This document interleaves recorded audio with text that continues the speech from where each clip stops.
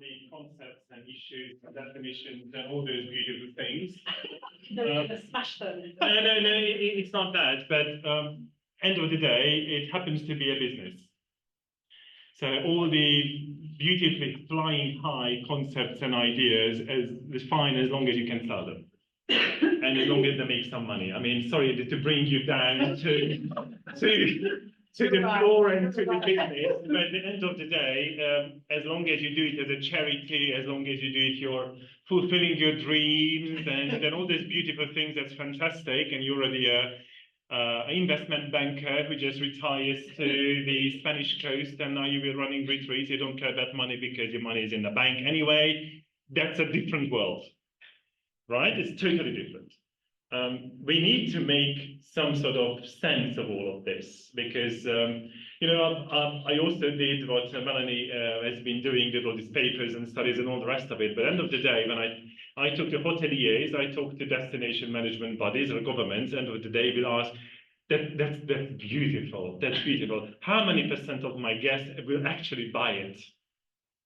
5%? 9%? 13%. Wow, that's fabulous. That's fantastic. You're doing a wonderful job. So I think we agreed that she would do laying the grounds and having all these concepts, and I will do some more like the practicalities and the business side. I think a couple of key issues in the very beginning. You need to think of volume or value. Volume when you sell. Value when you create something meaningful, and often you have to make a choice. I know it may sound very kind of cold to say that, but it's very difficult to do volume and value at the same time. It's very difficult. You have to make compromises. You have to give up some of your dreams. You have to make such compromises that you may say that, well, it's not my intention, but just to make it work business-wise, you have to make compromises. So that, unfortunately, that's just life. That's how it goes. So the volume value discussion is always a major issue anytime you want to set up a business. How much value I may give up to achieve the volume that actually will make business sense. I'm sorry, that sounds very cold, I understand, but your owners or the management will ask those questions. That's a brilliant idea. Love it. Will it sell? Will it sell? Will it sell enough? And you say, I hope. Yeah, but you can't build things on hopes, not for a long time, because after 6 months they say, look, it was a brilliant experiment, pull the plug, finished. Why? Because selling 5 in 6 months is not going to fly. We can't do it. We can't afford it. You can't dedicate resources, time, money to do it.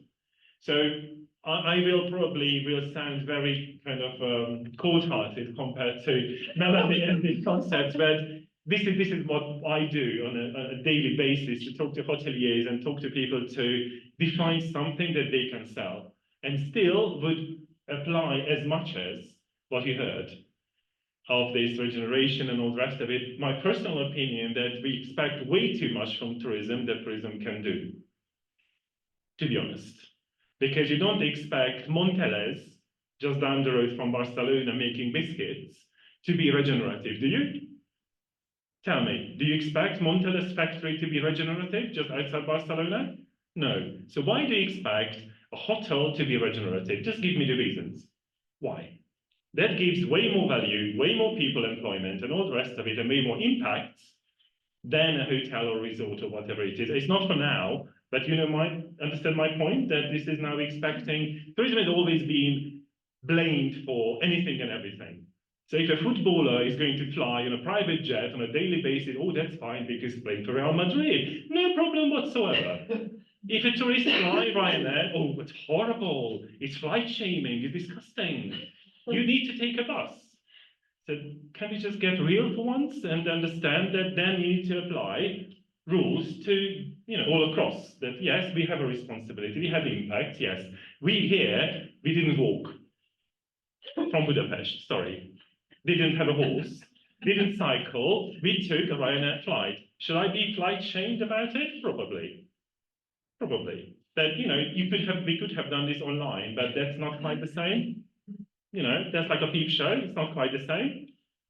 You need to have the energy, you need to have the personal talk and the coffee breaks and all the rest of it to actually have any kind of relationship. So I think we expect too much. And post-COVID, you have desperate business owners who would like to have any tourists at any cost because they want to be just alive, want to make some sort of business because they lost 2.5 years of business. And there's nothing else to do. So yes, we can expect this transformation, regeneration, all these beautiful things, but at the end of the day, they want to sell. I want to fill the rooms. I want to have, you know, bums in beds, right? That's what you want. And you need to have 85% of occupancy. Otherwise, your owners will say, guys, do something. This doesn't look good. So what I will want to talk about it and with you as well, what's the kind of halfway between the beautifully high-flying transformation regenerative and at the same time doing some business. I don't necessarily have the right answers at all times, but at least I would like to give you some food for thought. All right, so that's the whole idea. Probably you know this terminology, what we call goopified. Goopified, anyone? Goopified? It's beautiful. It's stunning.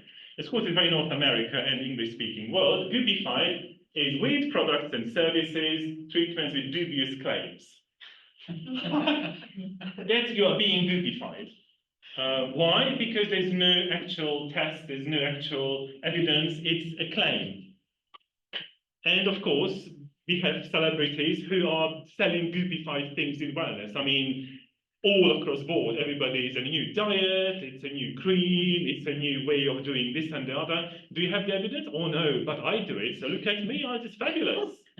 And of course, the person wouldn't tell only half the truth. So of course, you have plastic surgery, you have the personal dietitian, you have the fitness trainer. How many people in the world would have access to that? Well, 0.5%.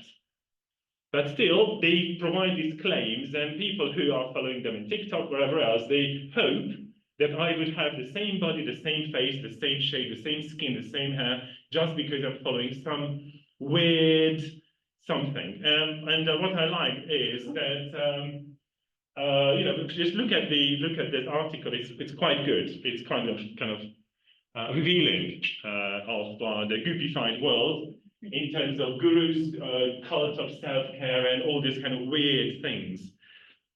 It's a great article. What I like, for example, this one, and actually that screen is much better, I can see that. If I look at trends, first of all, I hate the word trends. I don't use the word trends because I don't think they exist. You might have certain topics that may appear popular in a certain bracket of media, but there's absolutely never is any kind of evidence that actually is something because there's no data behind it. So just look at it, seriously look at it. The next 10 things in I don't know what, all 10 of those would be created by journalists. Not industry specialists, not researchers, not based on data, not on consumer information. Journalists sit down and make it up. I mean, seriously, look at it. Say, oh, this and this person, the editor of this and this journal is coming up with trend 3. But sorry, how did you make this up? From where? Because you personally found it exciting. I appreciate it, but that doesn't make it a trend. And every one of those, even the Global Wellness Institutes, every single trend is authored, created by a journalist. This is where my discussion ends, right? Because that's not, you know, it's not people from the field who are doing it, practicing, have the feedback from the customers, nothing like it, journalists. Sit down, Google a bit, and they come up with, oh, that's the new trend. We had major arguments with the Global Wellness Institute people saying that, oh, thermalism is a new trend. And I said, look, first of all, just because you're sitting in Miami doesn't mean that you know everything, all right? That's point number 1. Point number 2, you are actually disgraceful to all the people who have been practicing thermalism for the last hundreds of years, all right? So you're just rude and ignorant. That's my opinion about your fantastic trend of what is the new trend. So what do you mean hot? How many termales you have in Spain? How many termales? Is this new? No. So someone tells you that, oh, the new trend in 2021 is hot springs. What? What do you mean hot new trend? It has been here for hundreds of years. Look at the Romans. You forgot about them completely? So anyway, so please always just look behind who created it and why. Don't fall for this fantastic new trend. And this is my favorite, is the Ultra Cleansing Coco Floss Holiday Set. First, every word. Can you please understand every single word? Ultra Cleansing Coco Floss Holiday Set. And it's only $38. It's bargain. And it's flossing your teeth, all right? That's the new trend. It's number 6, not anything, it's number 6. Because coconut flavor teeth cleaning floss, like, I'm feeling to understand the trend here somehow. But this is the new thing, and there's, of course, media is going to support it endlessly, every single angle. So I'm obviously giving you some extremes, just to show the bizarre development where we are in this whole lovely scenario. We talked about, let's say, wellness 2.0, maybe we should say 4.0, because Industrial Revolution 4.0. Anyway, you used to have status anxiety. Where you are in, what status you are in a society, where you are, belong to here, want to move up. There is probably it's now health anxiety, especially post-COVID. So status is somehow replaced by health. It's an anxiety. And it really happens on a regular basis that you are worried. What does that mean? What does that do? What's going to happen? And of course, media helps a lot to come up with various concepts and all that. And I do like this kind of thing. You know this word? Exhausticated? Just too tired to give a shit. I know it's an extreme, but you know what it means? That it's just whatever. I don't even care anymore. It's just too tired even to think about it, let alone do anything. How much do you know about the passion economy? Because it takes us to some entrepreneurship ideas. Passion economy? Yes? Passion economy? These micro enterprises monetize the individuality and creativity. This is a person definitely who would fall into that thing that I like what I do and I try to make money out of it. Right? That's what it is, isn't it? And the wellness business, especially the retreats kind of domain, often falls into that. This kind of passion economy that you live it and you want to sell it and you want to share it with others, you want to change and all that. That's part of it, right, Edgar? That's exactly it. Which is great, especially that nowadays we do look at passion economy as a concept per se, and we want to create, being personalized and all that falls into the categorization of the passion economy. Of course, the gig economy is more like a short-term thing, doing digital nomads typically work in the gig economy. They come for 3 months, do something, and they go. Digital nomads, this is a product, as everybody knows what digital nomads are, right? Digital nomads, yes? Melanie was talking about work-life balance. Apparently, we need to call it work-life harmony, not even balance anymore. This is moving on. Question is, can a digital nomad do it? No. Is it possible to separate the work and not work? First of all, you're not at home, you're in a temporary home, and you work for someone somewhere, God knows how many hours away, digitally, and you may need to join a meeting at 8 p.m. Why? Because you're talking to someone in California, and that's 8 a.m. in California, so then you can go to have a tapas at 11 right after your early morning meeting in California, but you're still in Girona. So all these lovely new products that we are doing gig economy, we do digital nomads, we have destinations and resorts that now really tailor-making themselves to digital nomads, attract them for 3 months or 6 months, come along, different visas. But then the work-life harmony or work-life balance is definitely something that you may not even have. Because, yeah, I would like to go to the pool, but I still need to have a meeting. I'm doing the meeting from the pool, but then my colleagues back in there are going to be very upset.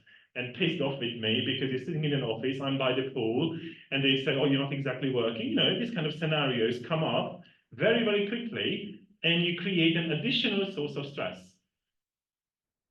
which theoretically you are digital nomading yourself, so it's lovely on the beach, but at the same time, you're creating a different kind of life pattern in terms of when you sleep, when you eat, when you do anything, and your work and life becomes totally merged, and there's no separation. If you like what you do, then you might say, yeah, well, I don't care. But not everybody is like that, especially when you're working for whichever company. You need to have meetings, and digital nomads sometimes need to join a meeting at 4 a.m. because you have a meeting in Tokyo, and that's 4 a.m. That's the Europe time. They ask a question that, is it okay with you? They don't care. This is the meeting, this is the Zoom link, see you at 4. But, you know, then we've got to talk about sleep, talk about all the cycles. So you have all sort of lovely ideas of gigs and passion and all that, but everything has a consequence. We had a long discussion with Melanie pre this event, and we agreed that I don't actually necessarily want to use wellness as a word. I'm more interested in just making conscious decisions. Because, you know, I can have as much cake as I want, as long as I don't care that I will definitely gain some weight, or I have to go and do extra hours in the gym or wherever to work it off.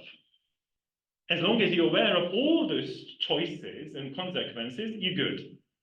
So that's, you know, in a simple way, to talk to Juan, who is not a lecturer, not a researcher, or not a business person. Juan, wellness is just being conscious and being aware of what you do and what consequences those decisions might have in long term.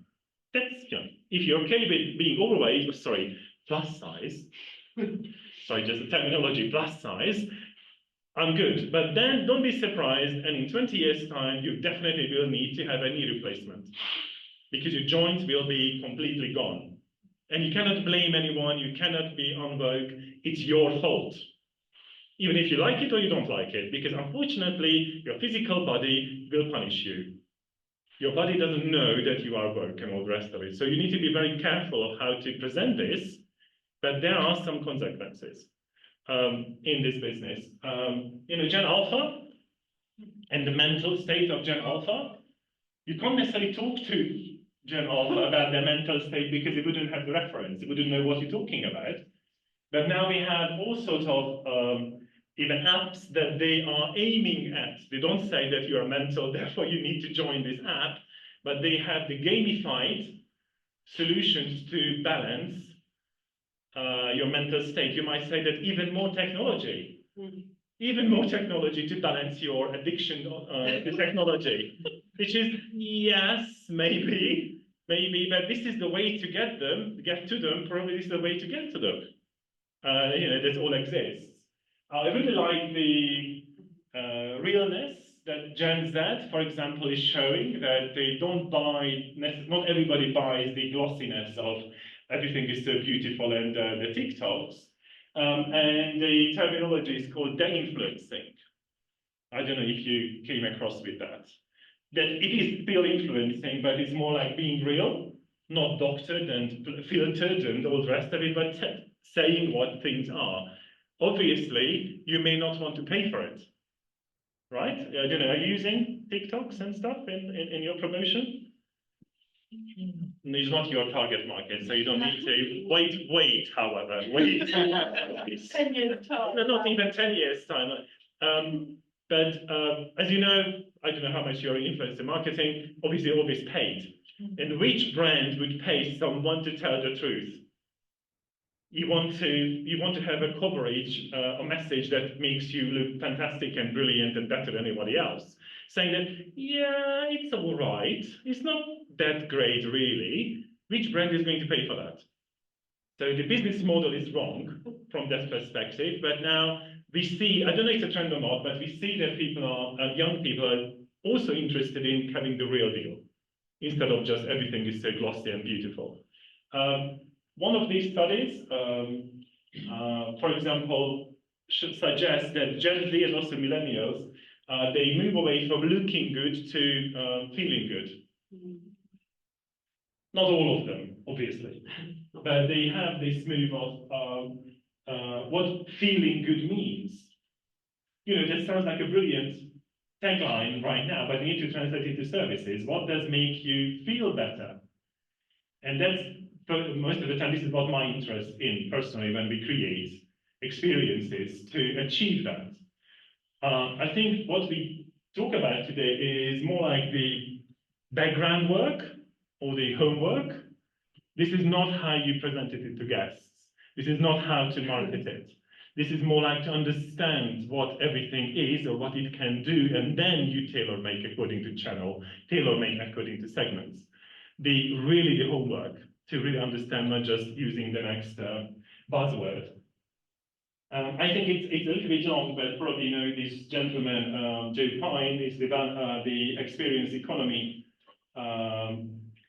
founder, and we had a chat, and they are talking about the transformation economy as a new concept, whatever it is. It's a good summary. I'm not going to read it because you can read it, but we focus on the means and not on the results. When you say that our resort has 2 golf courses and 5 pools, so what exactly are you selling? Just because you have 5 pools and you have 4 pools doesn't mean that you are 25% better. You're giving me facts. People don't buy facts. People buy stories, experiences. It's not that complicated. And give me why it's better that you have actually 4. You have less, not more. And often, go to websites, you will see that they're pushing of services, but not the results of the services. And I think it's very important, and now it sounds a semantic discussion of what people buy and what they pay for. It may sound exactly the same, but it really isn't the same. You buy what? In a, let's say, wellness world, what exactly do we buy? Services, experience, pampering, experience. And what are you paying for? You buy experience and no. Emotion. So you buy services, but I don't care about your services. I want to have the result of that service. I'm not buying massage, I'm paying for that massage, but I'm not buying the massage. What I'm buying is the pampering, the relaxed muscles, the less of pain. That's what I'm actually looking for. But end of the day, you will have an invoice with 60-minute massage on it. But this is just the means. I don't want to buy a massage. You might tell, Edgar might tell you that forget the stupid massages, walk with me in the forest, it will have exactly the same impact. That's what people want. But we're always selling them the massages and the treatments and the products and all the rest of it. And this is where we're wrong. We're missing the opportunity because it's not the language that customers actually speak. They say, oh, I have a neck ache, or I'm tired, or I didn't sleep well, or I'm this and that. Give me solutions for that. Yes, fine. Call it massage, call it treatment, call it whatever you want. What does it do? And this is a massive difference. You say that you didn't see the difference between the two. There's a massive difference. It's not your language. It's I am the average again, or you again, or whoever am I. I am an average person who might have certain, not even needs. I have things, issues, triggers. That, oh, well, I didn't sleep well. And the answers can be, have 2 coffees, not 1. Or actually have a lovely walk in the forest. How many solutions I can offer you after you didn't sleep well? How many? How many? Give me a number. How many? Yes, that's the answer. I don't know. That many. That many. But this is me as a service provider to decide how I'm going to address it. You're having flights coming from the US, landing at 8 o'clock in El Prat. You have customers coming to your hotel at 10 o'clock in the morning after the whatever. They're already jet-lagged, they're tired, they're bored, they're very kind of stressed and irritated. and you hear that, oh, well, your room is not ready till 3. So instantly, we will hate you. Instantly, they will hate you. Yes, we understand the logic of operating, it's fine.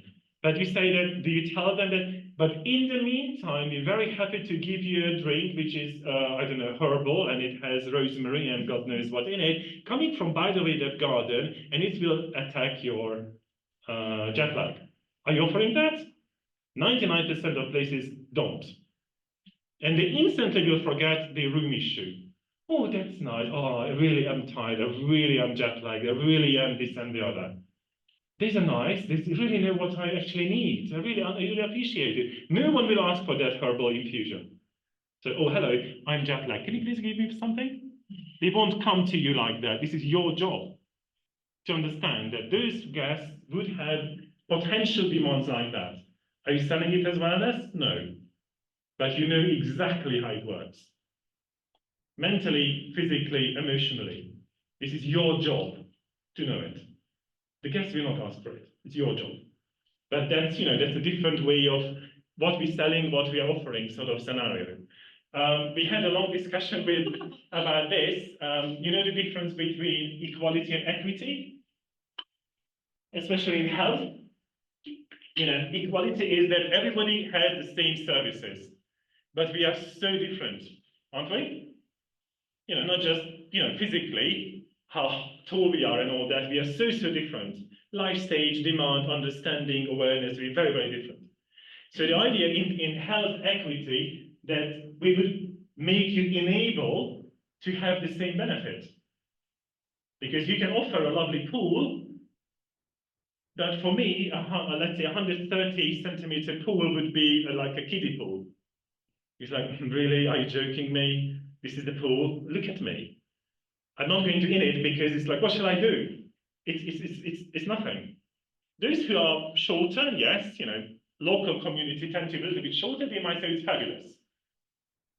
But, that's what shall I do with those kind of situations? In the Netherlands, they had to change the beds because people became too tall. Had to change the beds in the army, for example, because men became too tall. So 2 meter long beds, too short, 220. Because they can't sleep otherwise, because they don't fit. So this is an interesting approach to understand that you can't do it to everyone. It doesn't work like that. But you say, what can I do to have the equal result? So I'm not offering the same service to everyone, but I'm offering the same result to everyone. See the difference? It's a massive different situation. You can't deal with everyone. It doesn't work like that. We don't have the resources, money, time to please everyone. It's no such thing. But having alternatives, and this is what we're going to talk about later, that is a solution that, it looks stupid, but having different eye line height, it creates power differences. I'm tall, I can talk. So I'm safe, let's say in that sense. But just because someone is 20 centimeters shorter than me, you instantly create a kind of a power difference. Not defined power distance, there is. So that's equity. That everybody's the same height, so you are talking to everyone in the same way. Of course, you can't do that, but understand the message that is different. So if it was equality, then everybody can talk to everyone. But having a different shoe situation, then it makes everybody have exactly the same experience. I think you understand, right? That's a massive difference. The question is how you adapt it into kind of service offering, because it sounds like a fabulous idea, but what shall I do with it? With some ideas. Okay. They are very cute, aren't they? I mean, most people like them because they're very cute. People who never did yoga before probably will join you to practice yoga just because of these little creatures. Why? Because you never did it. Not because you're a yoga enthusiast. Yoga enthusiasts might say, seriously, this is yoga for you? This is crap. This is just some cheap translation of something very magical. Yeah, okay, I understand, so don't come. But I will talk to a lot of other people who never did it before. Probably they do it for the very first time, and this is when Melanie's transformation comes in. They might say, oh, hang on, it's not that stupid after all. or not that holistic after all. Actually, it's a good stretch or good whatever it is. Just because you apply some crazy things. Of course, we have goats, we have puppies, we have all sorts. But don't forget, these are agents. These are agents to get people involved who wouldn't do otherwise. And you bring a different element to it, which is fun. Sorry, Melanie shouldn't listen now. When you have all these yogic people, they don't tend to be fun. Sorry. They're very holistic, very very visionary. You can see the eyes. It's really, the eyes is somewhere else. And many people get intimidated by the power that you make sense from these people. And they say, oh, no, that's not for me. That's just, no. So, oh, this sounds like fun. And ladies, you might bring your partners, because your partners might say, yoga with lemurs, oh, that's weird, I'm coming. Or darling, come to a yoga class with me. Oh no, that's not for me. Do it with lemurs, oh, that's weird, I'm coming. Of course, it doesn't work everywhere, it doesn't work with everyone, but you understand it's a means to talk to people who cannot talk otherwise. Volume value, of course, you make a compromise. It's not a purist yoga class, but I still create an impact that the people come here will take home as that was lovely. What did you do? We did some yoga-like activities by the lemurs. It was such a lovely experience. I stretched a bit, I had fun. It was communal. The animals were really funny. They shat on my towels. It's lovely. That's good. Of course, it's practicalities, right? They will do it. But at the end of the day, they live as a happier person, even if it's short-term, hedonistic, if you will. But you have some sort of transformation, right? They might say, 5% of them will say, I might even try yoga without the lemurs. Because it seemed to be working or have some sort of benefit. The social connection, this apparently in a beach, which you have, there's a hot spring. That's really a blessing when you have hot spring by the sea. That's really something, I tell you that. But it becomes a social thing. Do you call it wellness? Would you call it wellness? If you want, whatever, I don't care. But you know what it does. It has the social connection. It has the relations to others. And you know that it does good things to the person. So this is your job to understand. Offering such scenarios will have a positive impact on the person's well-being, but you don't even mention the word bienestar. You don't even come close, but you know how it works. And this is your job to know. The guest will not care. Just look at this little article in that how personality types affect anyone's health. You know, extrovert, introvert, for example, which is basic. Those who are extrovert, in certain ways I'm extrovert, that's why I'm standing here and not sitting there. Now I'm happy to share and inspire and talk. Some others would absolutely hate it. So, no, I cannot possibly stand here and talk about things because I'm not that kind of a person. It has the same thing about health, how you respond to it. Have you tried different colors for noises? Have you tried them? Pink noise, brown noise, white noise. Have you tried them? White noise. Did you know the concept? Noise, sounds, noise. You should look at them. The blue noise, and they suggest that to some people, certain kind of noises would assist to better sleep. You don't necessarily have the time at the moment, but you can look it up. They drive me crazy. I can't cope with these noises. I absolutely love music and really can relate to music as a relaxation tool, but this kind of noises doesn't work for me, or don't work for me. It's electronic. Yes. And they are, you know, there's a frequency, a certain kind of frequency. High dryer. Yeah, that's white noise. That's white noise. Doesn't I it? When you go to brown noise and pink noise, then look it up. I mean, that's your homework. Look it up, and you can say that, oh, does it work for me? It doesn't really work for me. All right, I would like to introduce you to Suzanne. That little fish is called Suzanne. And Suzanne is a lovely employee in a hotel. And you can rent Suzanne for €3 per night.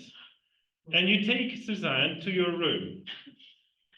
What's the apart from the funny bit? What's the logic behind it? What does it do? Why did we take Suzanne in your room? I mean, you might say, "Oh, no way, I'm doing it." Actually, I would love to have Suzanne in the room sometimes when you're traveling. What's the logic behind? Not being alone. Yes, it's social. You have company, so your social well-being is going to be improved. Maybe You look useful. Give some food. Yeah, you're looking after some things, so you have a responsibility. So you have a meaning in your life, so it becomes intellectual. And you can relate to it. So no one says it as a wellness experience, but you know exactly why anyone would buy it. And you know, you're a hotel. Most of my guests are business guests, solo travelers. They are lonely. There are the services that hotels do for lonely travelers, but we don't mention those. There's also fabulous. That works very well. But this is a different kind of service, different kind of hotel. So you understand how the mind of your customers work. They are lonely, or they wouldn't necessarily think about it. They are burnt out partially because all their meetings in offices, and they feel, you know, empty and pointless even sometimes. So what can I do? What can I do? Suzanne is, for example, one of those answers. And it's relaxing to watch a fish. Yeah. It's better than a cat. No, I wouldn't do cat. I wouldn't do cat. I absolutely would never ever have a cat. I can't stand cats. It's a long-standing issue. Suzanne, yes, I used to have fish, so I can relate to that scenario. But you know, do you understand the logic? They're not selling it as a wellness service. They just say that I understand my guests. They're lonely, tired, burnt out, whatever. So here is Suzanne to something to look after, something to have fun with, something to post about, and all the rest of it. So the person would have extra hour of fun and escapism. So what Melanie was talking about, the well-being domains, many of those would work, but this is my job to understand. So coming up with Suzanne. I would call it smart. It's nothing to do with technology, but this is smart.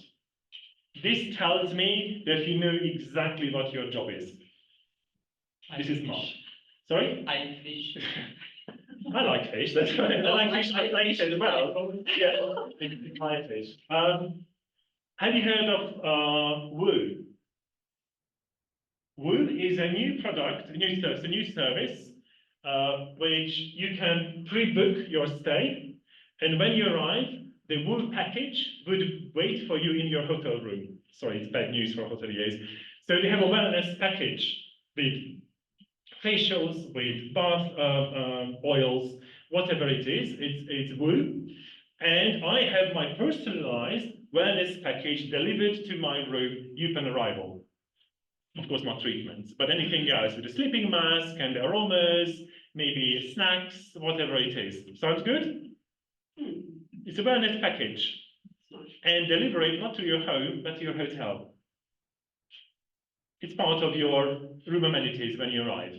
Hoteliers are not very pleased with that, right? Because you want them to spend the money there, not with someone else.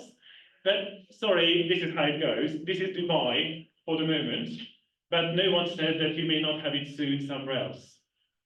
And from customers' perspective, it's very personalized. It cannot be more personalized than that. That I book, select, they deliver, and I have it in my room. Yeah, that's Woo.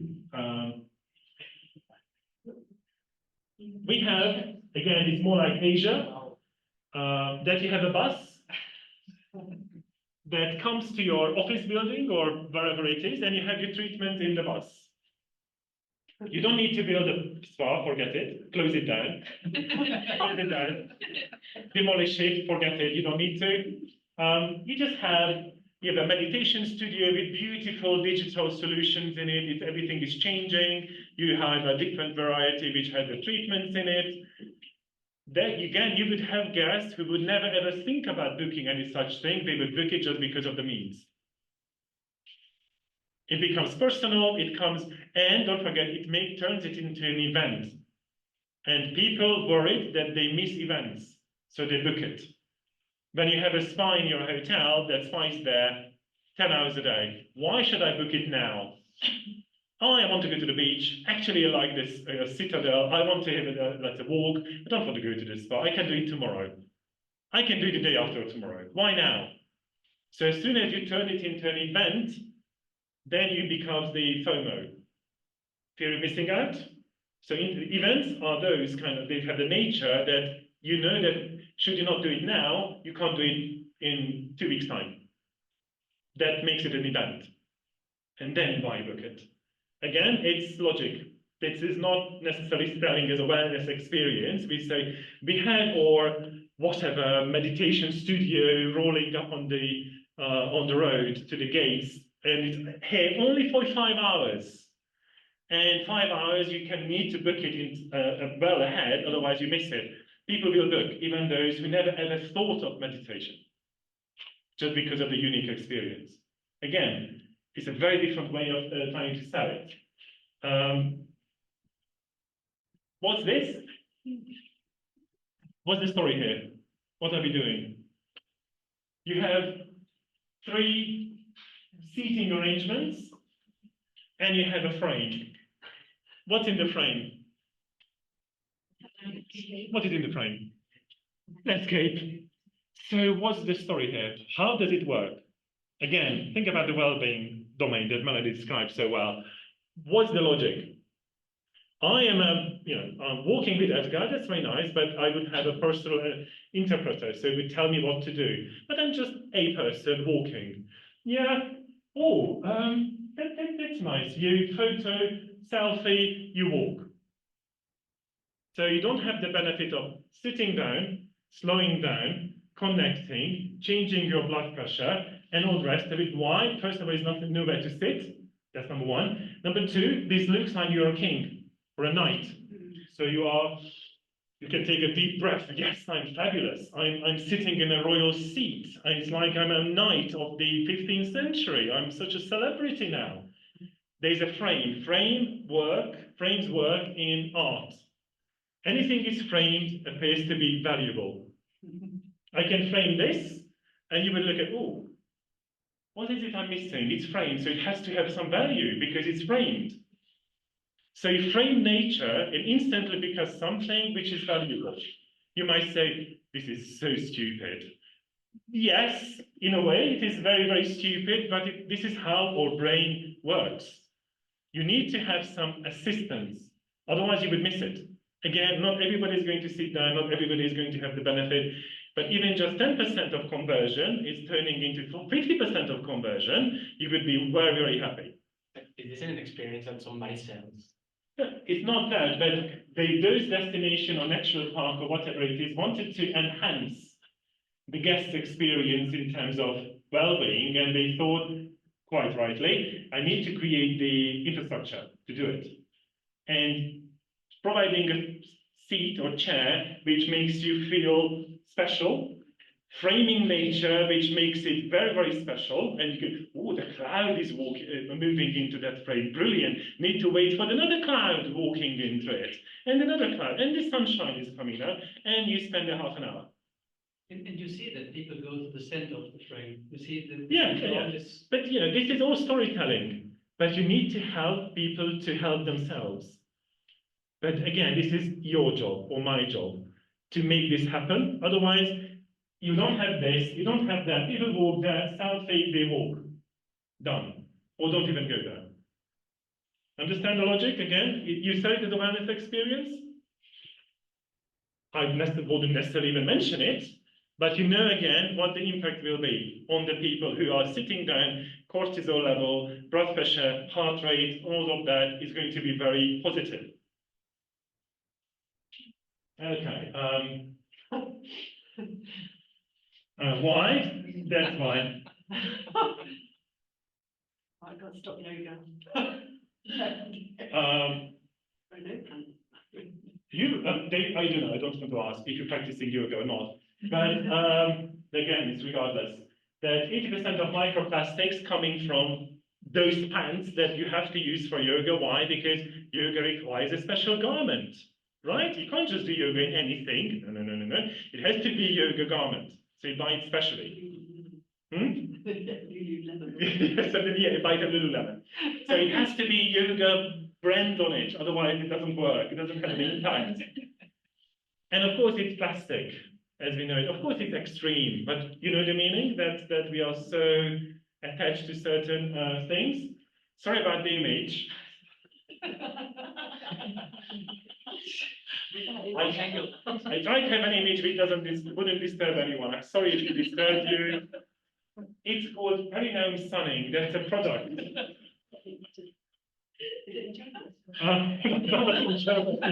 It's not only in Germany. And this is not Edgar on the photo, so it's okay. Apparently, the logic behind it that the thinnest skin is apparently around your lower part. And this is the easiest way to have the energy of the sun to your body. I didn't tell you to do it for 3 hours.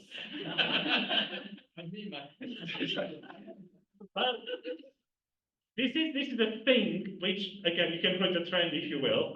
Definitely wouldn't do it. But you might say that, where is the evidence? What's the relevance here? But this is a thing, this is a service that now sell. Perineum sunning is beautiful. Don't you think it sounds beautiful? When you're, what's perineum sunning? Oh, you have to show your bum to the sun. It's like, okay, that's different. It's like, I don't know if it can work in your resort. I have some issues with that. You know, between two pots, we just do a little bit of sunning out in the pitch. I don't know. I'm worried that it might not go well. Wild swimming. I love it. Before you ask what wild swimming is, it means swimming in the sea. Or lake. Or lake or river. Anything natural, that night, wild swimming. This is how you need to introduce it. Wild swimming. It's like, well, what do you mean? Well, I'm going wild, or I'm being chased by animals, or what's the story here? The sharks, or what's going on? No, wild swimming is basically what we call swimming. But again, we can laugh. That's a good job, good fun. But unfortunately, this is to certain segments how to have to introduce it because you never did it before. Swimming in rivers is like, yeah, some boring shit. Wild swimming. Ooh, I'm wild now. I'm finding my ancestral energies. I'm living the wild thing. You call it marketing? Yes. Does it work with some? It does, absolutely. Some others like, seriously? Are you telling me now swimming in lakes is wild swimming? Yes. I like wild swimming. You laugh, but this is what you will remember. I tell you that in 6 months' time, when you ask, do you remember anything that Melanie and László were talking about? That wild sitting was just so stupid. Honestly, I grant you that. Why? Because people will even start to listen to you. Would you like to join us with some wild sitting experiences? What do you mean by wild sitting? And you instantly hook. This is how your story starts. You hook them. So, oh, that's unusual. What is that? Tell me more about it. This is your job. You know, just getting their attention is hard. You sell it as a wellness experience, up to you. I wouldn't necessarily do that. But I like the wild sitting thing. Or hardcore or extreme relaxing. Extreme relaxing? That's stressful, isn't It's it? kind of like stressful. So extreme relaxation, they test how you react to things. And the winner is who wouldn't react too much to some things like, that's weird. So this is the story. So they show you all sort of disturbing scenarios or things or whatever it is. So of course you instantly react to it. You know, your blood pressure changes, you start to sweat, your nerves start to run wild. And they use certain metrics. And the winner will be who wouldn't show much reaction to anything. So the person is a hardcore relaxer. Sound weird? It sounds weird, doesn't it? It sounds weird. It doesn't work with everyone, but again, my job was that to introduce you all sort of weird stories and ideas that probably you might find it inspirational one way or another. All right, some considerations. Tech-free destinations, it's a thing. I didn't say trend, it's a thing, which may or may not work in certain destinations. To certain markets, especially parents, they do send their kids to tech-free camps. The kids don't like it on day one, but on day 5, they might say, well, it actually did work, and they did like it. But that's the product that you sell. What do you do in a tech-free camp? Kicking the ball, going to the beach, talking to others, real time, not through, yes, invite swimming. So you just do some normal camp stuff, but you say, when you arrive, your little phone and tablet and your smartwatch and God knows what else you have on you goes to sleep in a lovely storage, and you get it back in day 5. And of course, they panic for the first day, what the hell is going to happen with them, and the connection and what kind of missing. And after that, because it's busy and active and interactive and natural and all that, they forget all about it. But that is a thing as such. And the hotels often give you a sticker they can stick on your phone. Will you do it? Will you do it? You say no. Okay. But it's an experiment. Conversion again. How many of your guests actually would stick it and keep it on more than 3 days? Or half an hour? Depending. Depending. But don't forget, talk about volume value. 95% of your guests are not wellness guests. And it won't be. They won't be. It's a niche of a niche. All right? This is need to accept. This is niche of a niche, which is good. Nothing wrong. Just a fact. So I need to speak to the other 90%. Is there ways to hook them? Is there ways to provide something to them which is sort of wellness related, well-being improving, but I'm not saying that. But I know how it works. That's the trick. To speak to the 5% retreat lovers, that's easy. That's easy. Do you speak to the converted? They're already liking it, good. Speak to the rest. And this is the task, especially in here, because the most of them would not be those guests. How to do nothing? You know, I could ask the question, when was the last time that you did nothing? Do you remember that time? You know, that's kind of, there's a different approach to the chairs. Don't read, don't talk, no photos, just look. Yeah, do nothing. It's very hard. I don't know when was the last time you did it, but it's hard. You need to learn it. You need to try it. You might even find yourself lost because it's nothing to do. It's nothing to interact or anything. That's why come to the 5-day silent retreat. Okay, how many minutes you tried last being silent? Try it for 3 hours first. Try it for half a day. Don't instantly sign up for 5 days because you will find it very hard. How many days? Day 2, day 3 when they quit? They said, I can't deal with this. It's too much. I can't listen to my head anymore. I'm done. I'm going nuts. I have to leave. Because they never did it before. For example, farm to table, everybody knows, right? Farm to table or sea to table, this kind of thing. How about garden to face? You have millions of herbs and plants and all the rest of it, the rosemaries and the oils and everything else.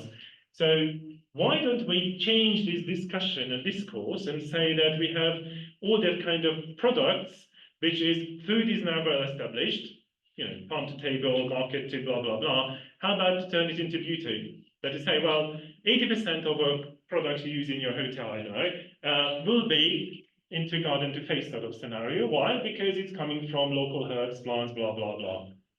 And then food will help you to connect because the same logic, but not the food. That's again, using an agent. When you look at the expectations, and this is the younger generation Z in particular, they call themselves wellness pragmatists.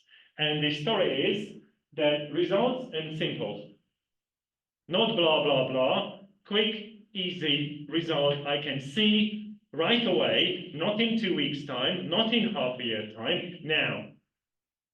Be pragmatist. Yes, I'm interested as long as it's easy and it has a result. Now look at your menus or look at your services. How many of those would actually qualify? You would have a problem. You would have a problem because most of these things don't qualify. You have this direct, quick, pragmatic approach.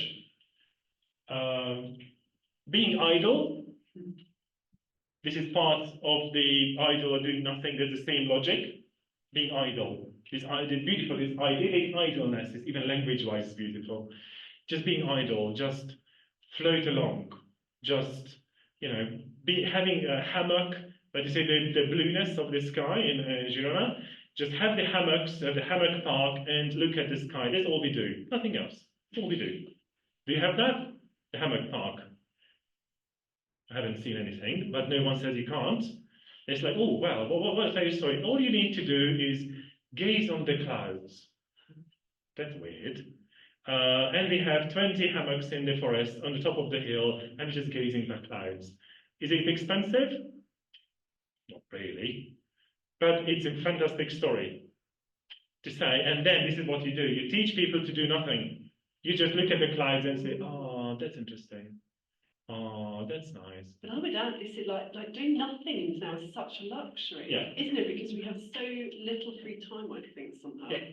Yeah, and obviously, I believe all of you know that lipstick is not about beauty. Lipstick is about confidence.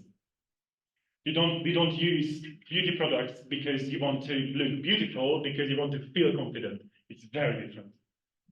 You want to, the researchers suggest that 60% or so of lipstick is sold because of confidence and not because of beauty.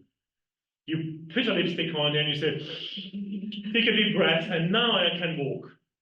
Now I can go on the street. Do you feel what I'm talking about? That is just one leg and then take a deep breath and you walk. It's confidence. And this is again the logic of how we can introduce activities. So let's say we talk about yes. I think this is your business opportunity. Most of the services here. We have guests who are not wellness tourists. Good. Still, we need to find the ways to offer them some sort of wellness, well-being. I don't even want to get in this territory because Melanie will tell me to not use those words. Yes, it's good. Of showing them some sort of wellness improving experience. And this is what everybody can do. F&B, hotels, museums, anything, anyone can do it, as long as you're consciously design it accordingly. You don't take the wellness experience, you don't take the wellness service, but I know exactly there's going to be on the social aspect, the intellectual aspect, and all the rest of it. And obviously, the wellness tourists at the other end, you have all that kind of approaches to it. That's nothing new. I think all we know. This is another study from the American Express that wellness experiences explore hiking and beach trails. Remember the wild swimming and wild sitting and all that stuff? Here is your demand for it. That customers associate, again, this is US, that customers associate exploring hiking and beach trails, 40% is quite high. It's not like a mistake, not like 5%, we're talking about 40%, saying this is the wellness experience. Visiting a private beach, not public beach, private beach. Why? Because you feel special, you feel appreciated, you feel exclusive, even if it's just a beach.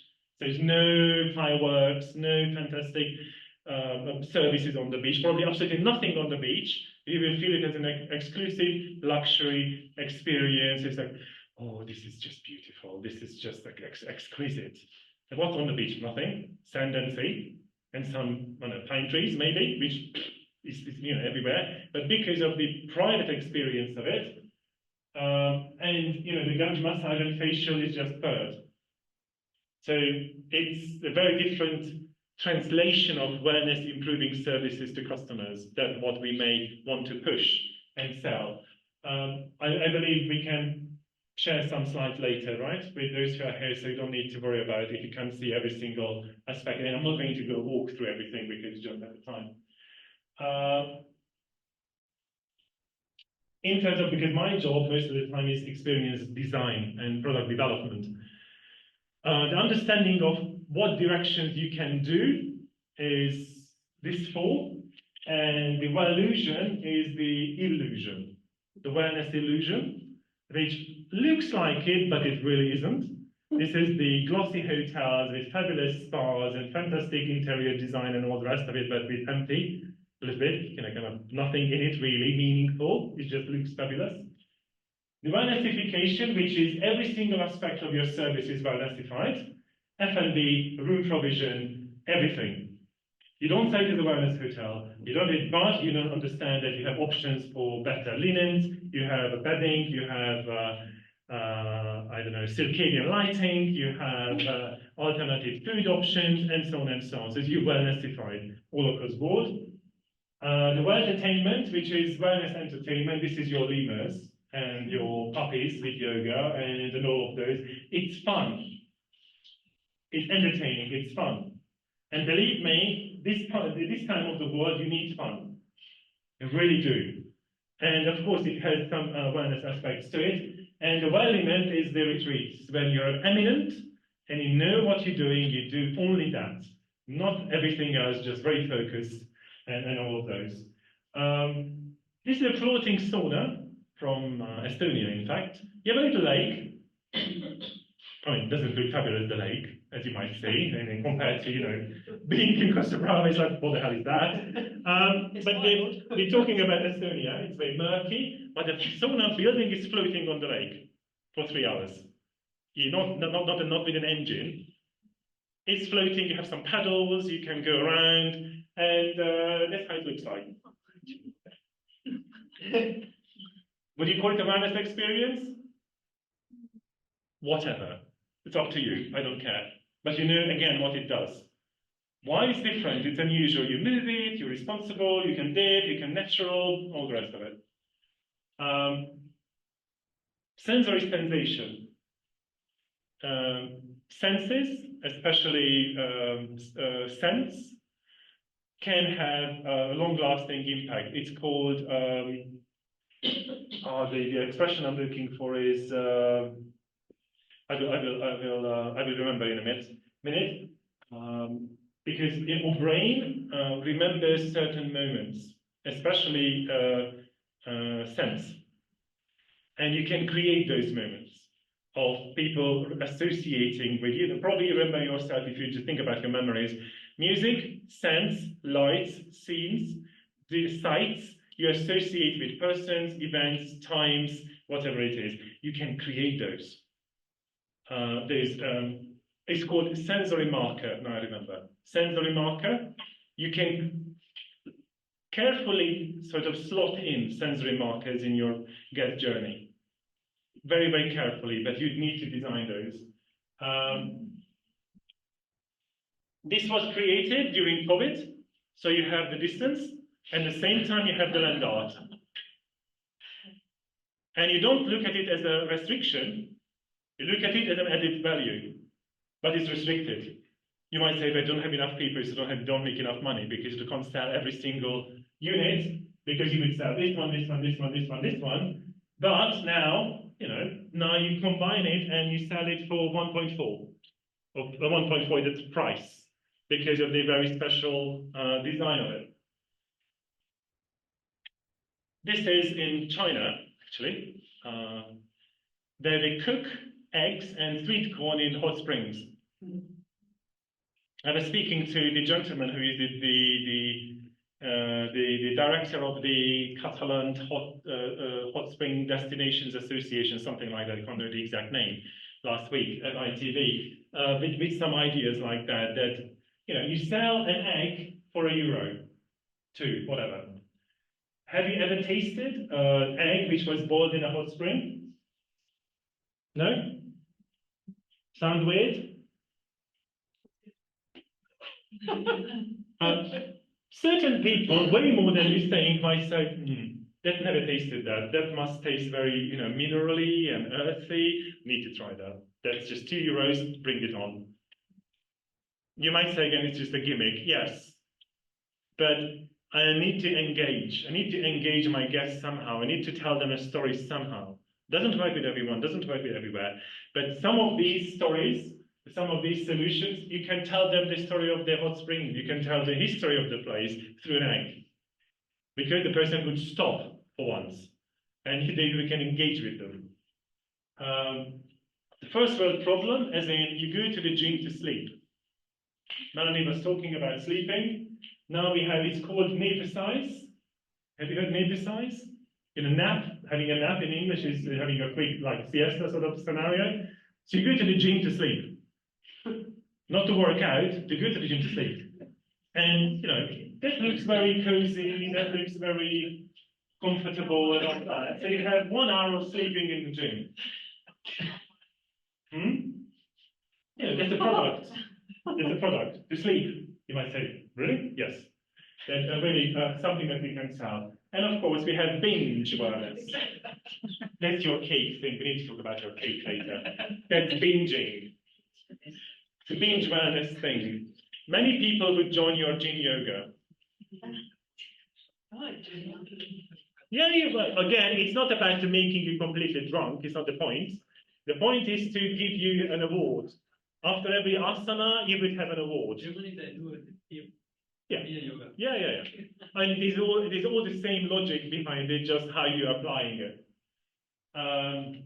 These gentlemen from Scotland, they introduced kilted yoga. Kilted yoga is basically just doing yoga in the forest. Edgar, that's another thing for you. Here you go. And yes, I'm not going to show the third photo. You can Google it if you want, because obviously you don't wear anything under the kilt as we know it. And they became such a phenomenon. Now they are invited all around, for example, the UK, to create something similar. Isle of Wight, for example, has a version of that.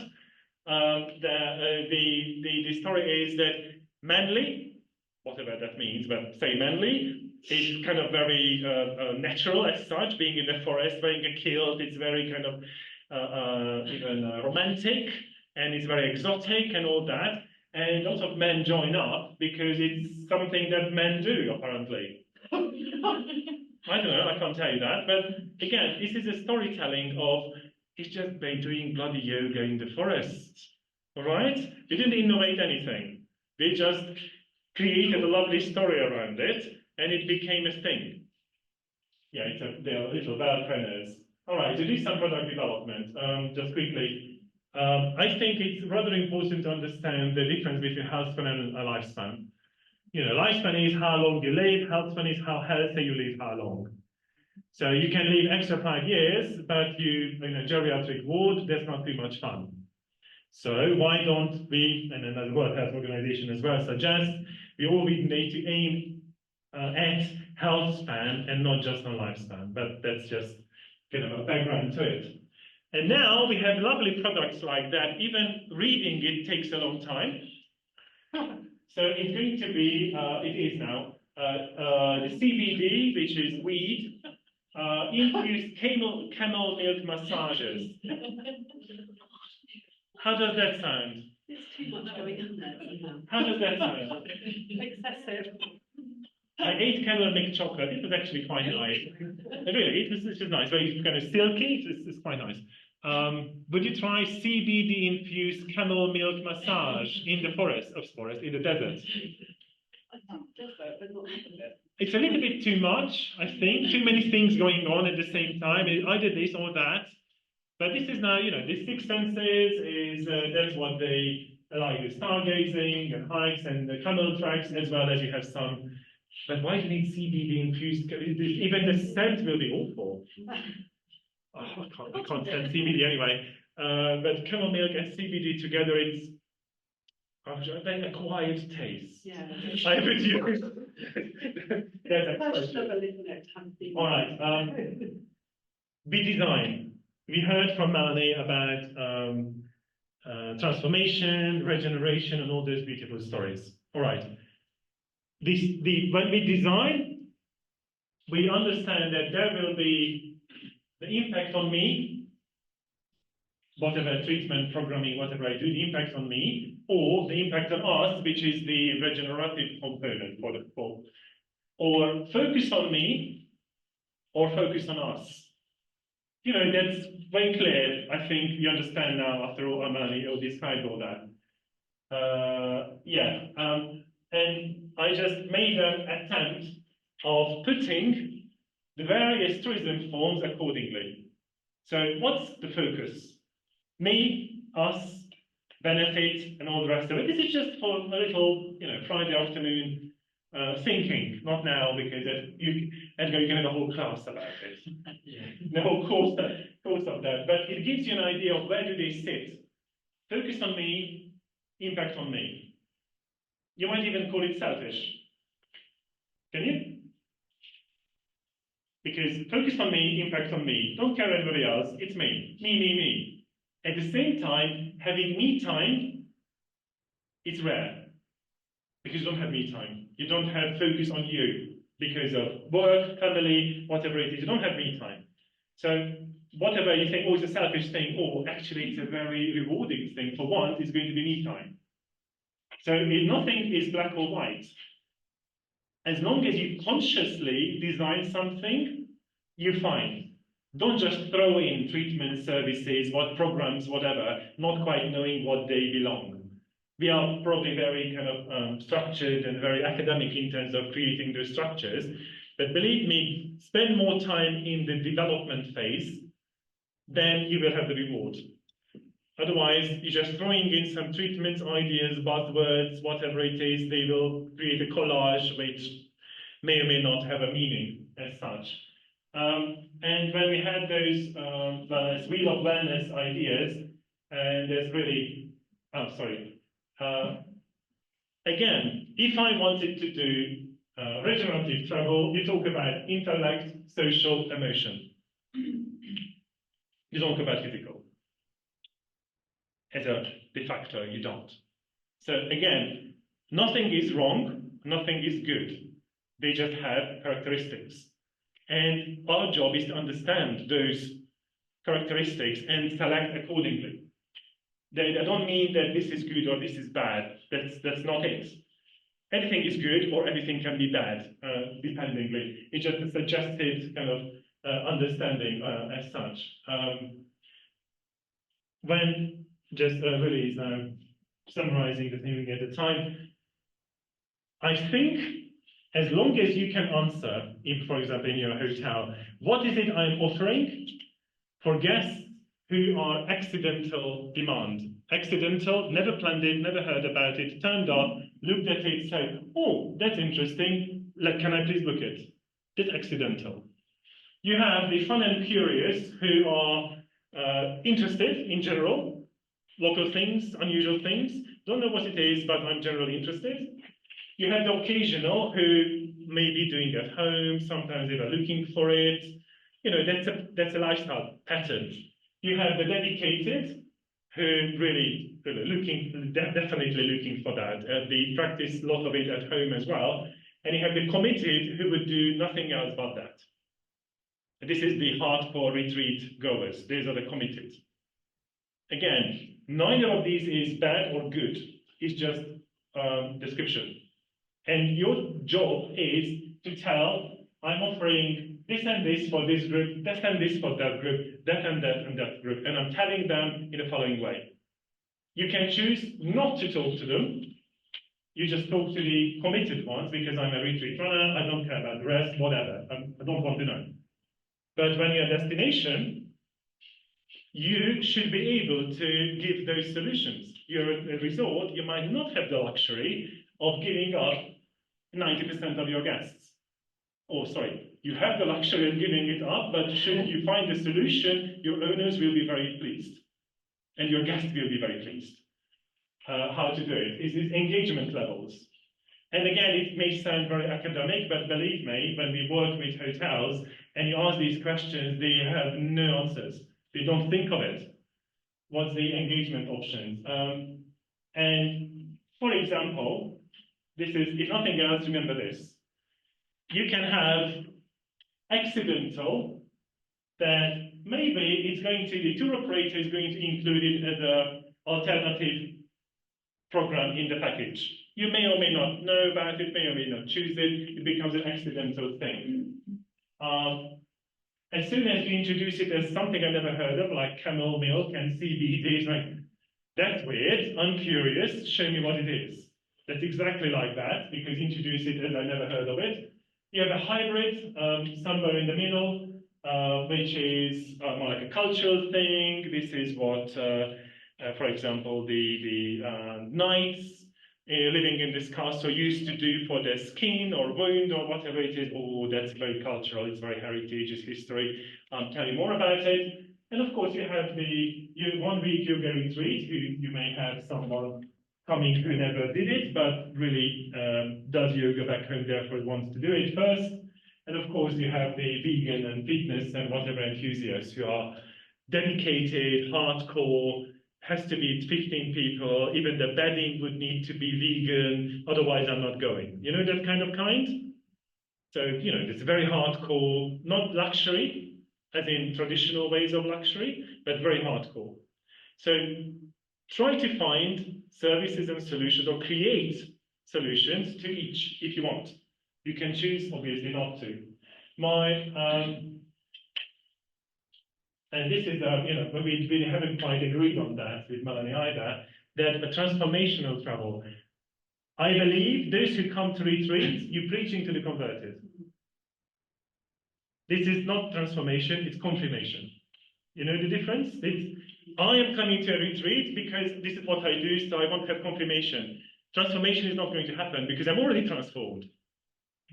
So the transformation, if you want, most of it would be somewhere here. This is where you can create transformation. Curious ones, accidental ones, because those are the ones who are not converted yet. So don't think that everybody is going to be transformational and whatever it is. I know it's very kind of complicated as such, but I think you understand the message that the retreat goers are not transformative travelers. Sorry. They are confirmative travelers, because that's what they want to have as a confirmation again. And this is what Melanie mentioned briefly. You can create micro wellness improving experiences in a destination. You may or may not sell it under the wellness label, but I know how it works. I know the result. Mike, just a little one, taste things, little ones. It could be F&B, could be visiting a hill with some spiritual evidence, and so on, I don't know. Micro. This is your 90% of your demand, especially in Costa Brava. You can have wellnessified services all across board, when everything is wellnessified. Again, the F&B, the meetings, the conferences. You don't call it coffee break. How do you call a conference break nowadays? No. That's gone. How do you call a coffee break in a conference when you say a conference hotel, your package, when you're bidding for a conference? How do you call it? Networking. No. Coffee break. Say again? Coffee break. No. Forget that.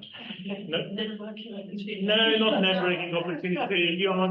There's no story Very here. old-fashioned. You provide, for example, brain food. Doing a break where there's refreshing and brain food, brain drinks and all that. That's lovely, and your corporate will pay an extra 10% for that package. Oh, that's good, because my C-level managers will have better brain function. They will have a better efficient work. Lovely. I'm going to pay the 20% extra, please. And all you do is just basically giving them some nuts and seeds and dry cucumber water and all the rest of it. Again, I'm not telling you to cheat. So it's not like label some crap and sell it for a high price. That's what I'm saying. What I'm saying is that be conscious of what your products can do and what your customers may buy. Brain food is really in. Coffee break is really out. Because what if I don't drink coffee? Then the break doesn't talk to me. What if I want to have a micro 5-minute fitness exercise? Not om and everything, because that could be too weird and too holistic, or too spiritual, whatever it is, but it has a micro fitness experience in the break. Corporates would love it. But again, because you know your product and know what customers may want. And of course, you have the state-of-the-art Shah and whatever. Everybody knows Shah, I believe, in Spain. Everybody knows Shah? Yes? Yeah, that's a flagship. I tell you, it's not a business venture, all right? It's between you and me. It's a family heirloom that the Bataliers wanted to have, and they've not. Well, now it's run in it is Mexico just opened one in Abu Dhabi, whatever. But the one in Alicante, sorry, not Alicante. It's Alicante. No, they're not actually in Alicante. Altea, yes, as we know, it's from Benidorm. And Altea, it's like a family jewel. We did it because we wanted to have it. So that's a different story, but it's definitely a flagship. So which one would Susan be? Who chose the name? What? Who chose the name? I said. Suzanne. What's wrong with Suzanne? Lovely. Let's think of a name. You can have tangible and intangible experiences, components, tangible and intangible. Melanie was talking about the hedonic and the eudaimonic well-being. Again, none of this you need to tell to guests. None of this you put it on website. None of this you talk about. But this is your internal work. This is how you create the end result, which is going to be Suzanne. Because you did your homework and you understand how it works. And then you come up with the ideas like Suzanne. I think that's the important part. We just created one of the models, and then I'm almost finished. Yes, that's what I should. We have tangible assets and intangible assets. And the story is that we have some shells, the beautiful hotels with nothing in it. You know, it looks beautiful. Interior design is stunning. It's breathtaking. You know, pools and infinities and cushions and everything else. But it's fairly empty. What? We need to press the button. Yeah. But I don't know where. That's the only thing I can't see. Can't see the button. It's going to go off in a minute. From people already on. Very good. I'm not going to do that.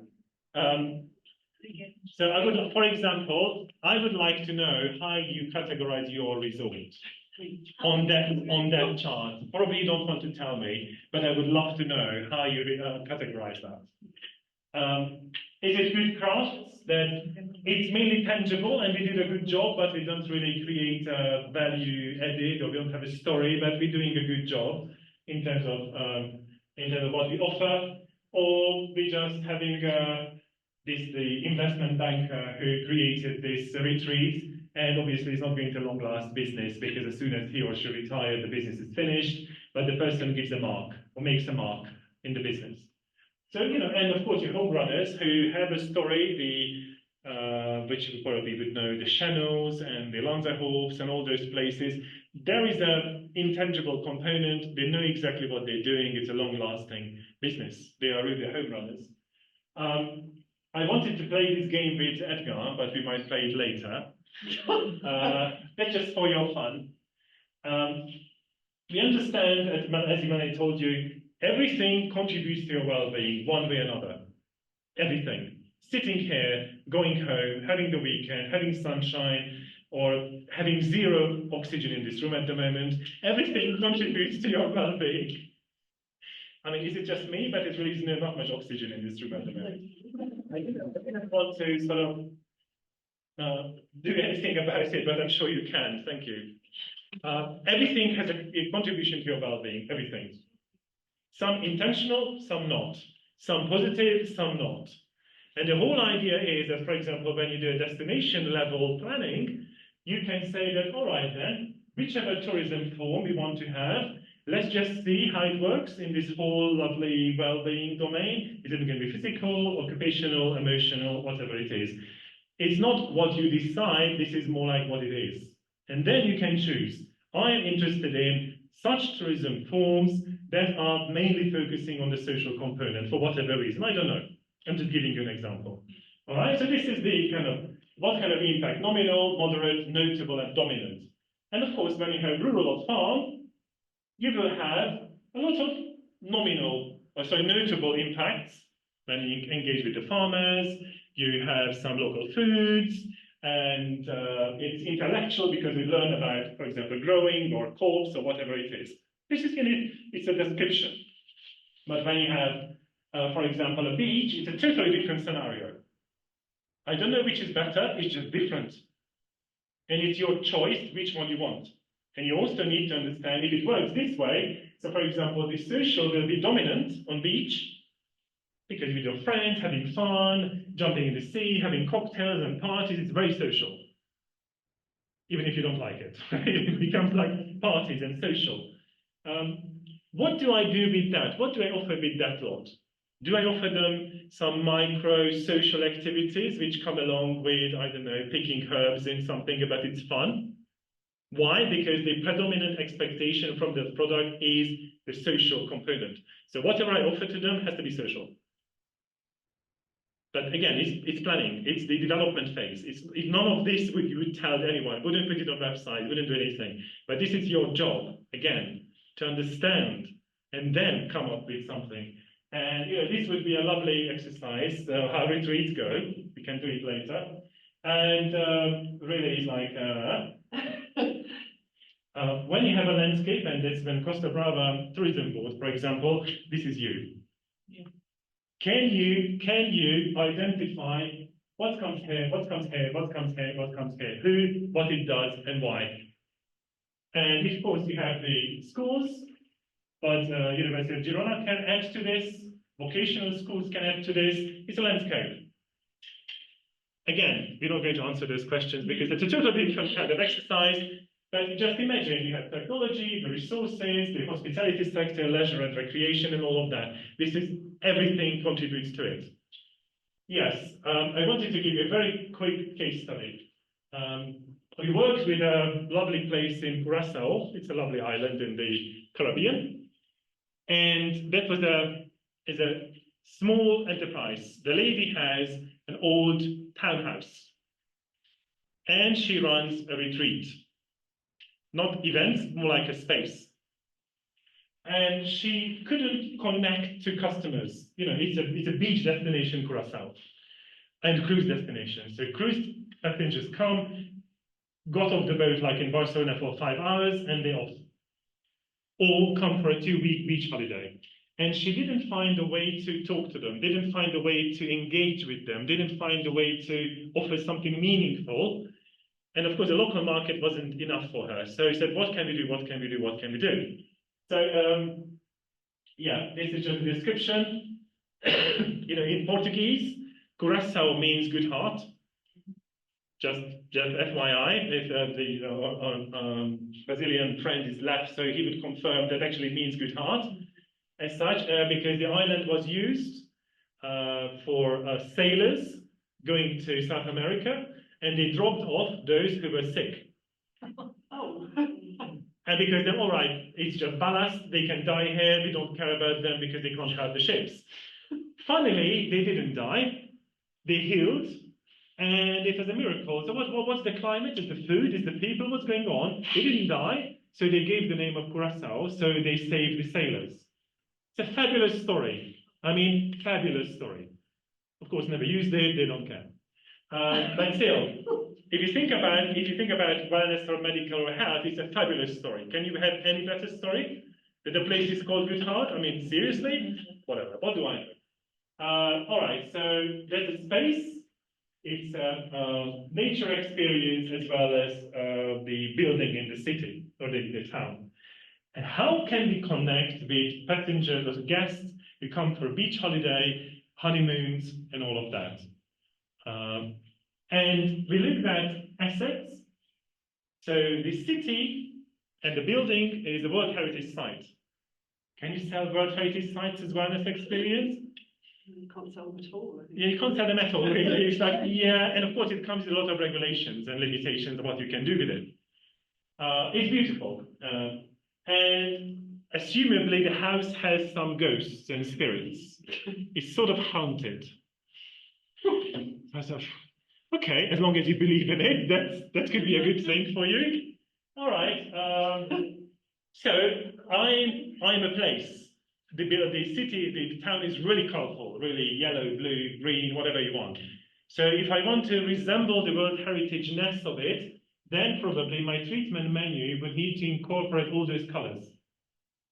So whenever I'm mixing together a cream or whatever it is, would need to incorporate all those colors and give that story. Just, again, reflecting the heritage, not selling heritage, but reflecting to the heritage component.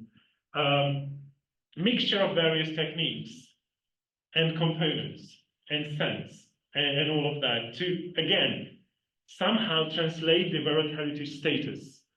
It doesn't exist. We need to make this up. We need to create these because none of this exists.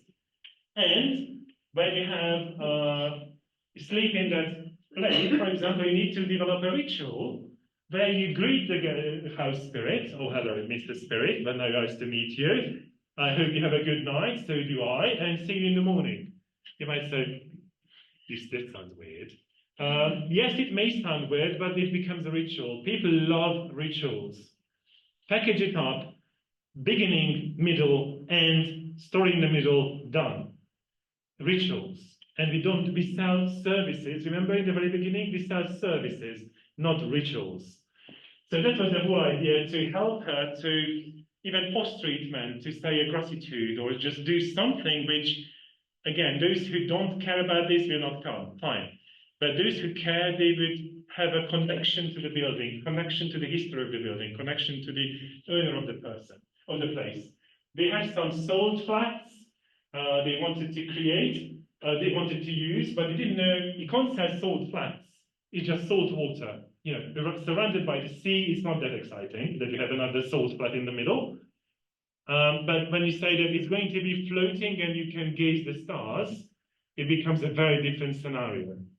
So you don't sell the salt flatness, you sell that it makes you float because it's so condensed, the salt content. So not this, again, not the infrastructure you sell what it does. Do you have a salt pool at home and you can gaze the sun or the stars? Do you have at home like that? Do you? You might, I don't know. But most people definitely don't have it. So it becomes a unique experience. And yes, of course, when you're gazing the stars floating in a salt thing in Curacao, it will be something really memorable. And it will do a lot of good to your skin, but to your soul, and also even, not to your hair necessarily, but because there's too much salt content that damages your hair. But again, if you think of the necessary shampoos, then you can solve the problem. Yes, and the salt flats, at the end of the day, is the reconnection with the body, reconnection with space, reconnection with nature. The salt flat is sold as reconnection opportunity with the energy, or with the sky, or with space, or whatever it is. Yes, it's very minuscule, so not everybody is going to buy it. But they said that they have this tree of meditation. There's a mound, a little hill, and on top of the hill there is a tree that I previously used. Then, of course, you can create the nature cinema, but also we designed something that for women, sorry about the gender stereotype, women, it's having a sunrise, it's very spiritual, you have the meditation, it's all very beautiful. For the honeymooner husbands, it may not sound as sexy and exciting as it sounds to women. You would say that, yes, but it's a very strenuous hike. So you need to, have a physical exercise to go up there. It's not just a little casual walk, you hike. So you offer the spirituality to her, and you offer the physical component to him, and at the same time, they will be on the top of the hill. Except, when you didn't do that, the woman would like to do it, the man would not like to do it, and then in honeymoon is not a good start. Understand the logic? So I'm not pushing the same thing to everybody. I'm speaking the language that they want to hear, and for him, it's going to be the exercise and the morning and the sweating and the whatever it is. For her, it's really the spiritual component, and they're happily having a beautiful sunrise on top of the hill as a honeymoon experience. Do I sell it as a wellness experience? Do it if you want. I won't. But I do a kind of a memorable moment for that couple. All right. So this is what she was selling. And this is what, again, going back to Melanie's words and expressions, this is what we're actually creating in the end. So I'm not selling meditation and asanas and meditation. Sorry, Edgar, we're not selling meditation. I'm talking about me time, grace, reconnection, and all of that. That's what I'm selling. At the end of the day, you buy exactly the same. Remember this kind of what I'm buying, what I'm selling? That sort of scenario? You have to speak the language that talks to me.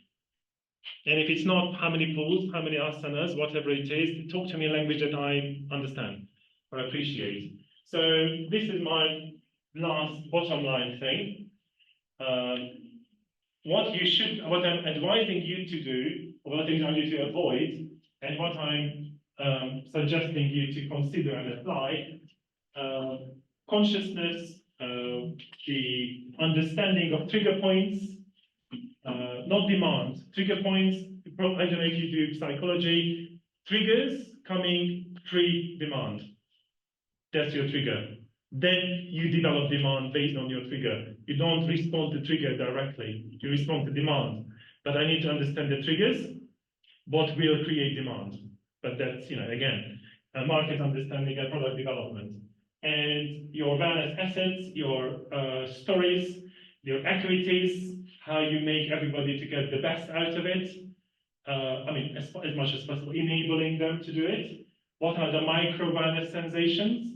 Micro, 15 minutes, 10 minutes, half an hour, whatever it is, not an awareness thing, but you know what it does for the guest. It's not simple, it really isn't, but it is very beneficial for you as a place and also for the guests. So this is the last question. What's your conversion to your spa in your hotel? How many % of your guests actually buy services in your resort? Do you know? Actually, most of the guests that comes to the wellness center is for a retreat, so they are coming with. So they have to. Yeah. So it's not even an option. It's not really a conversion; it's a must. And those who are not actually, they are not retreat guests, but the average guest. How many of them would actually buy something? Roughly, how do you remember?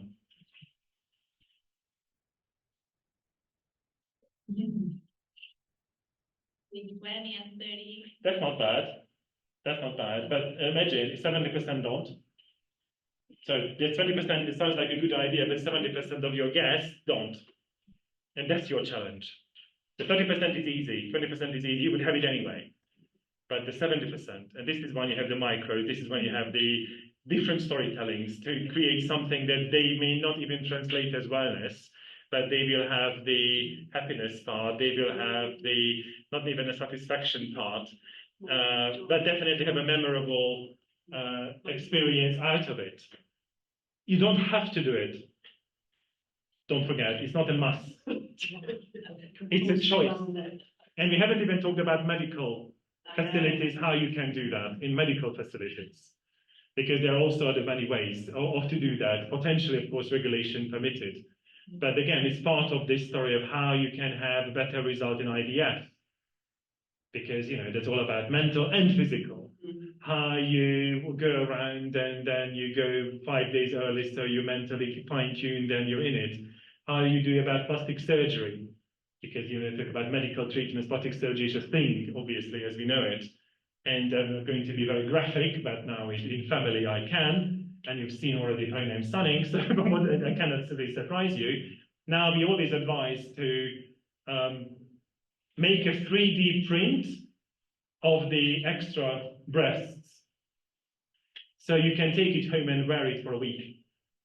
And tell me after a week, do you still want it? because it's 5 kilos extra, 3 kilos extra. Your back will be aching constantly. Or, as a plastic surgeon, do you provide a 2-month back muscle improving exercise regime pre-surgery? Why? Because you know if you're extra weight, you will be standing like this, and you will be always aching. So what do? So you get them prepared. Everybody is interested in what you see in the mirror and what you see when you look down. That's lovely, but it comes with a package. Do you like it when you sleep? Sorry, I'm very graphic now, but this is the business. This is our job to create, let's say, medical experiences that you need to tell those, because it's too late. When it's done, it's too late. Wear a prosthetic for a week and tell me you still want it. Do you sleep well? Your back is aching? Yes. Do you still want it, or you go back 2 sizes? Yeah, you know what? I don't want 36 GG. I am happy with 32F. Because you know what I'm talking about. Because when you want to have, then you go for higher numbers and all the rest of it. So you know what? I'm scaling back. I'm scaling back because it's just uncomfortable. I can't sleep on my front. In the night, it's very, very inconvenient, and so on. Sorry, but just that's the. But so when you talk about diversification, it's not just in hotels and F&B, but also in hospitals and also in clinics. That I've never heard about this. You should talk to me more often. But this is the job. This is what we need to be able to understand that there are consequences. That's what I said in the very beginning. Conscious decisions. Yes, I can have 36 GG, but then I will live with constant backache for the next 40 years. Do you want it for this, or you don't want it? If you did, be my guest. That comes back to ethics and responsibility of the supplier, because actually what they you really always find want, someone who does it. that's what they mean.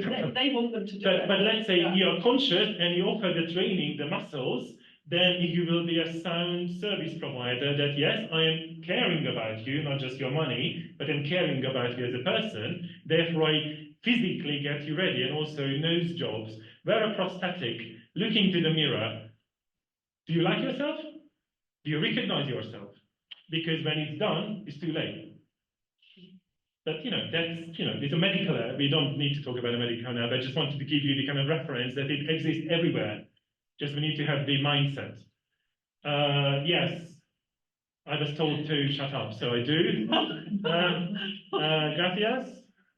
Sorry, I can't say it in Catalan, I should say it in Catalan. It should be, yes, sorry, there's the last thing I wanted to show. You know the difference between déjà vu and jamais vu? In words, I believe you do, right? So the déjà vu is that you're, I've seen this before. The other one is, I've never seen this before. This is your job, to do the jamais vu. That's your job. It's a beautiful job, but not easy, as we've seen.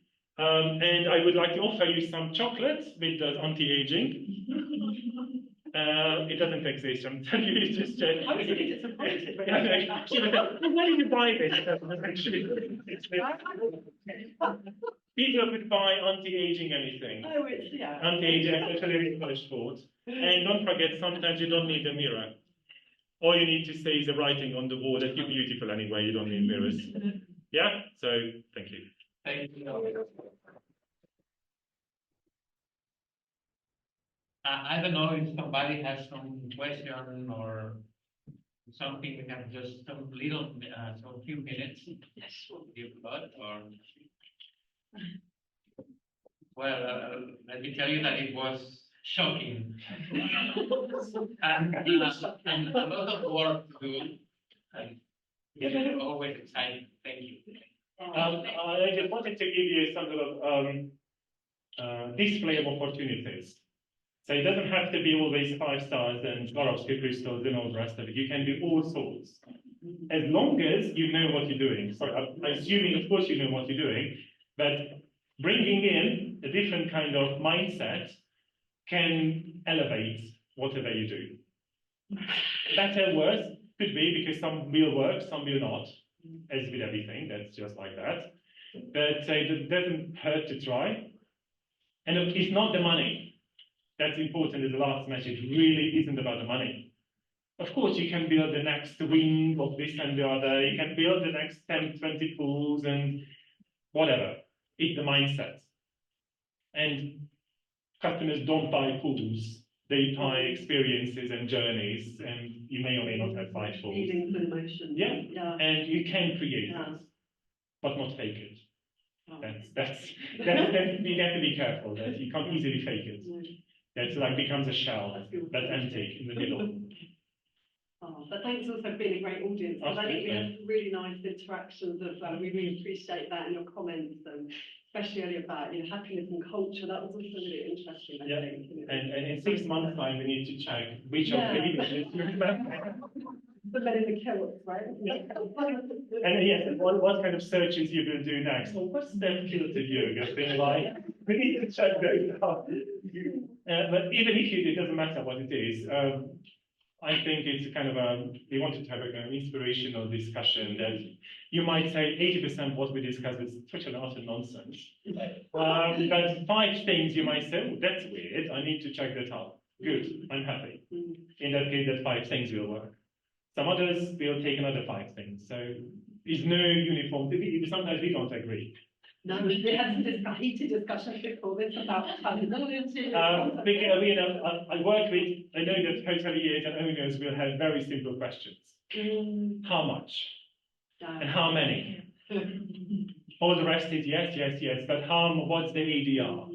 What's the TREFMAR, please? That's what I'm interested in. All the rest is yeah, yeah, yeah. So, but you still can convince them that it would, and I think one more thing is important, that 10 years ago, you had to pay for Wi-Fi. So everybody says, oh, wellness is going to give an extra GOP, extra ADR. I think in 5 years' time, it will not. It will be the minimum extra. Now you cannot charge for Wi-Fi. People will look at you. Charge for Wi-Fi? Are you mad? Yeah. Where are you living? So having a wellnessified experience in 5, 10 years' time with your model of 34, it will be basic level. Yeah. Like, not extra. Yeah. It's like expected. Thank you. Of course you do. I have ventilation, these filters, and circadian lighting, and optional food choices, and all that. Of course. Extra? No. Forget it. That's minimum. But a hotel should optimise good sleeping. I mean, that should be the fundamental premise of a hotel, but we're selling it as an added extra, aren't we? So I mean, it's interesting, isn't it? Pillow menus and all of that. And sustainability as well is getting much more integrated. Lots of people don't call themselves sustainable because it's like a basic level. Not sustainable, sorry. I mean, we are not sustainable. And it's saving energy. And you are not sustainable per se, just having your everyday consumption. So when you go to the very nitty-gritty bottom of it. Let's say energy saving. Yes, so we can have an optimized and intention-based sustainable orientation, but we should be living on trees. Because you like apartments and hotel breakfasts. Yes. I hope we're guilty of that too. As long as we are conscious, and I know that. So that's me. But again, these small improvements, that Japanese concept, every day a little bit better, a little bit of improvement, that's also, I think, something we can aspire to. It doesn't have to be everything tomorrow, just a little bit every day, every week or so. A bit better. So thank you. Thank you. Thank you very much.